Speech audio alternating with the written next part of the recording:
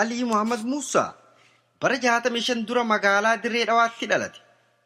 Akka dhalatanii waan guddina keessa ta'uuf malan beekuun hin danda'amu.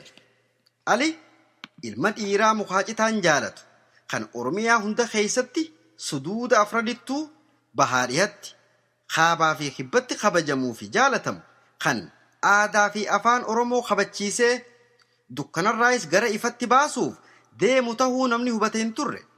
Haati isaa Adde Faaxumaa fi abbaan isaa Obbo Muhammadiis hegeree ilma isaanii tana hin suufne ni sin tilmaamu. Bara hawaasni hinaaffaan itti jabaattee dukkantii isa dhaaltee gulantaa ofii madaaluu itti rakkatetti isaa umriidhaan ganna 14 ga'e waan hinaaffaa wallaantu xumura dukkanaa himtuu fi dhaloota iftinaa damboobdu sagalee bareedduudhaan gara ummataatti ga'e. Jalqaba muuziqaa ammayyaa ni dhawwaaqe. Birraadhaaf barihee ililliin urgooyti je'ee walleessaa tan duraa wallise.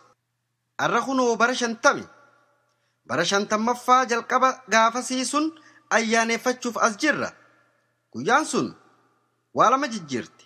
Maqaa wallisaa xiqqaa sunii Alii Muhammad irraa gara Alii Birraatti jijjiirti. Seenaa muuziqaa Oromoo gulantaa ammayyatti ol kaaftee akka lamuu if duuba hin deebinetti dhandhaarti. Guyyaa muuziqaa Oromoo dinqa Dirree Dhawaatirraa guutuu biyyaatti achirraahis daangaa tarkaanfattee Afrikaa baha jiddu galaatii fi idil addunyatti akka faca'uuf wixina tahuu waan hubannuuf milkii sabaati. Maqaa Alii Birraatiin haa ayyaaneeffannu malees seenaan isii seenaa Oromooti. Walleeleen Alii Birraa hedduudha.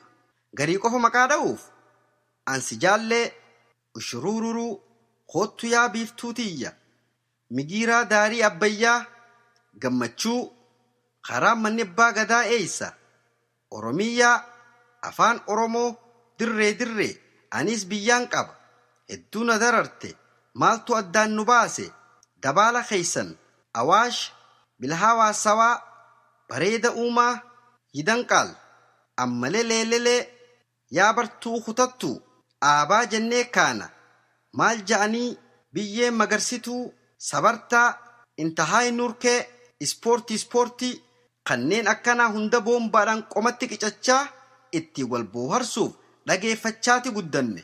Muuziqaan birraa nu seentee nu hawwattee akka Oromoottis kabajaa nutti goote. Aadaa ofii nu jaalachiiftee sabboonummaa nu barsiiftee qaamaa qalbii nu seentee nu hawwatte. Jalqaba tuuta hiriyaa jaalalaa kan dardara amma lafaa ka'uu keessatti ramadamee wallisaa ture. Achi keessatti wallee mimmi'ooytuu wallisuudhaan osoo oolee hin bulin warra waliin ture keessaa mul'ate. Hiriyaa jaalalaa keessa jiraatee osoo hin turin walliftoota urjii bakkalchaa kanneen isa duraa warra akka Ismaa'il Aadamii fi Ali Shabboo irratti laallatee akkeessullee ifiifis bakka isaan maltu arge. Ali waa xiqqoo turraan osoo Dirree Dhawaatuu hin quufin wal harkaa fuudhanii Ali Shaggaritti dhagayame. Achittis baandii Zaambeezik, Ibex, Kubur Zabanyaa fa'aa bira jira jechuu dhageenya.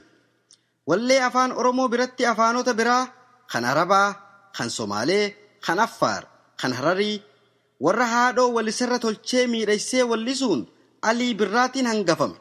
Haa ta'u malee ayyaana kana tajaajila Ali Oromoof gumaache yoo qabanyu. Ali fakkii walliftoota Oromoo kanneen wallee aadaa fi afaan Oromoo madabaa kabajatti ol baasan hundaa ni hubanna. Walliftoonni biraa kan sochiin Afranqalloo magaalaa Dirree Dhawaatti dhalte hedduudha. Hawwisoota Afranqalloo jalatti ijaaraman Maskoob, Aarsalee, kan urjii bakkalchaa, hiriyaa jaalalaa, biiftuu ganamaa, suuqal ilaaq fi ilillii abraashaa maraafuu Alii Birraa fakkiidha.